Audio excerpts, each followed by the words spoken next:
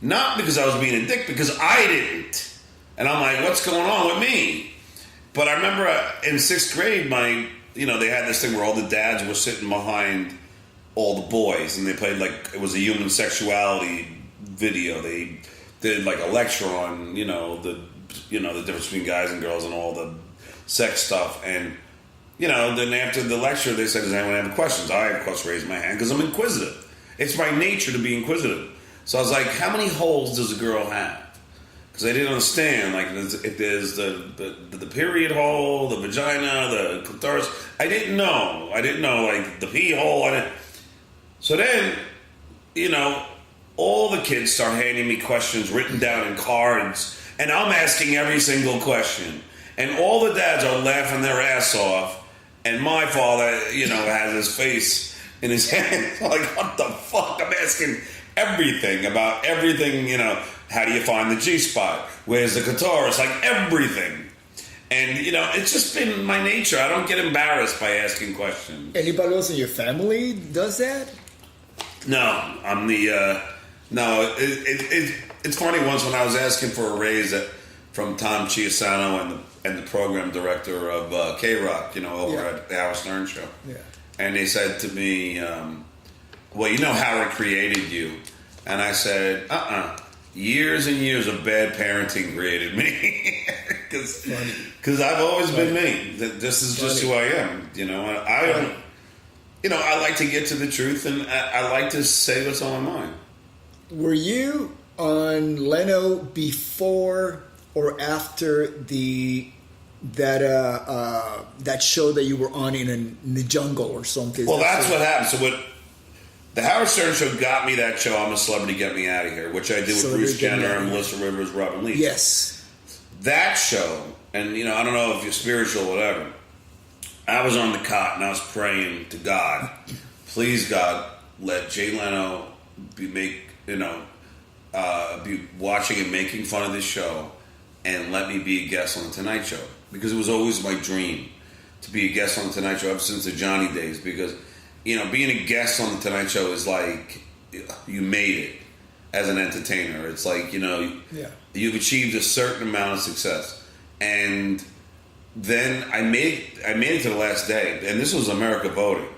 And I was playing for my friend in a wheelchair. I didn't have a big charity. Melissa Rivers and Chris Charles, they all had Make-A-Wish, all these big charities pumping in phone calls. Joan Rivers is out petitioning for Melissa's number, everywhere. Call and vote for Melissa. I make it to the last day, just because people liked that I was funny and I was the nice guy. And after I get voted off, I walk off and there's my wife, and she says, "John, I have a surprise for you. You're booked on the Tonight Show tomorrow night." Wow. I know, and I was like, it chills when I told the story, I had chills then.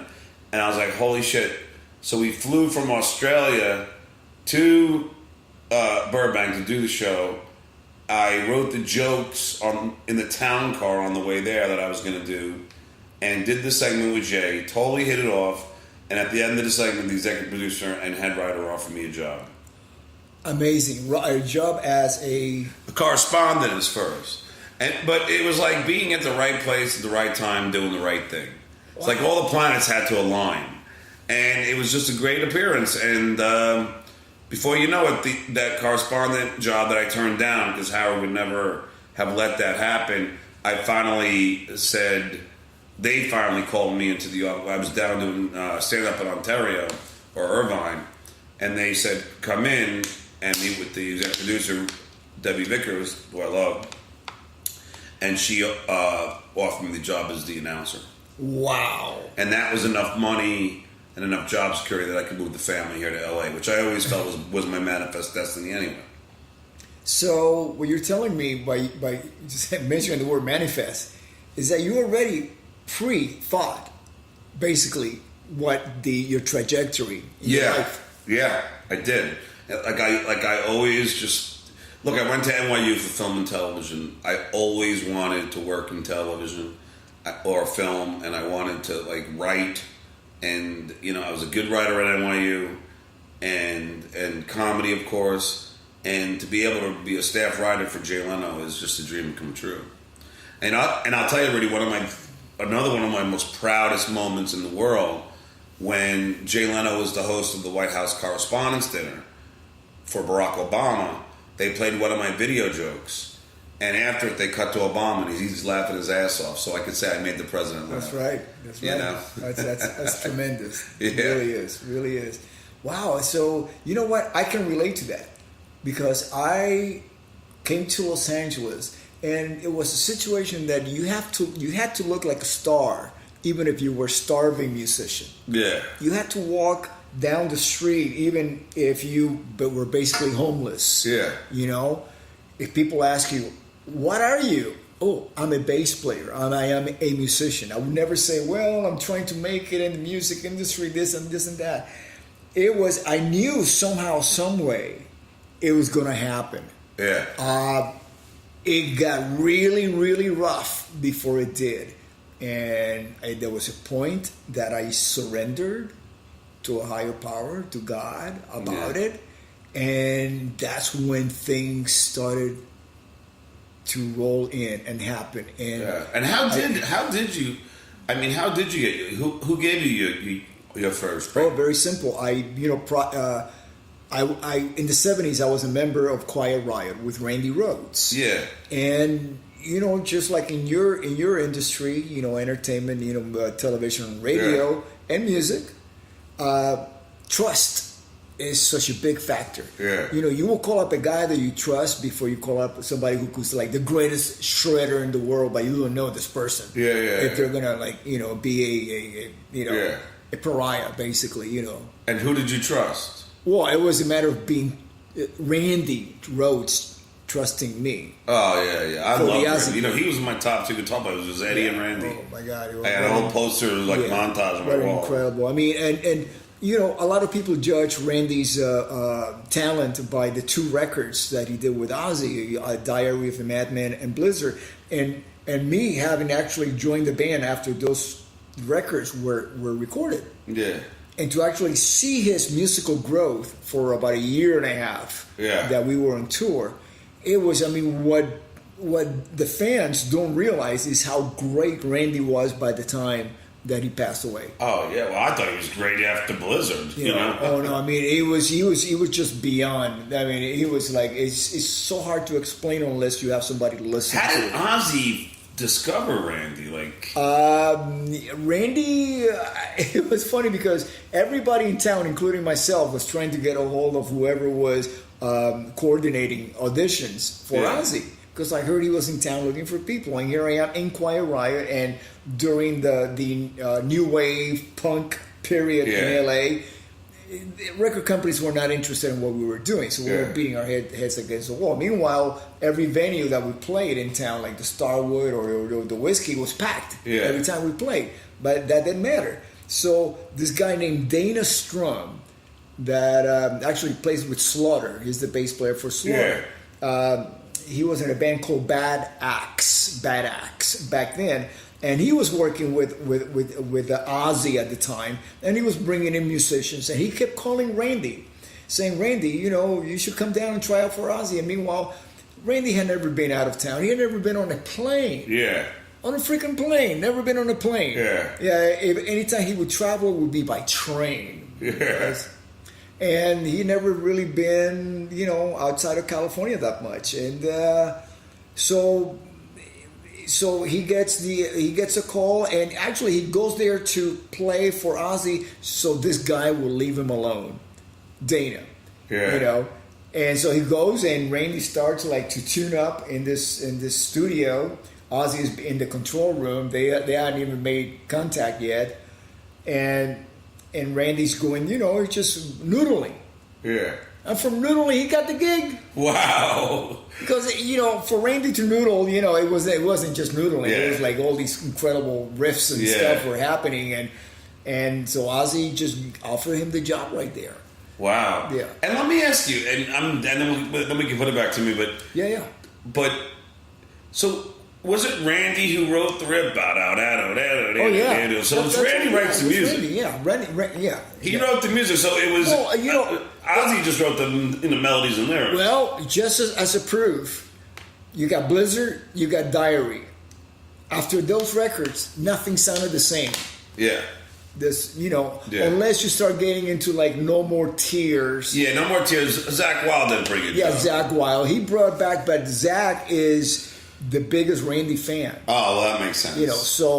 So he respects the legacy. Yeah. But then, Zakk is his own man, musician. He's an incredible player and composer. Yeah. But still, he respects. Yeah, no, I mean, God, Randy was awesome. Yeah. But yeah. I got a chance to see, I guess you were in the band then, at Nassau Coliseum. Oh, yeah, with Def Leppard and, Joe, the Joe Perry Project. Yeah. I was there. Mm-hmm. That was an unforgettable gig, mainly because, you have a great bill. You had Joe Perry, who just left Aerosmith. Yeah. He's got his own band. A very young Def Leppard. I mean, Phil Collins was not even in the band yet. Yeah.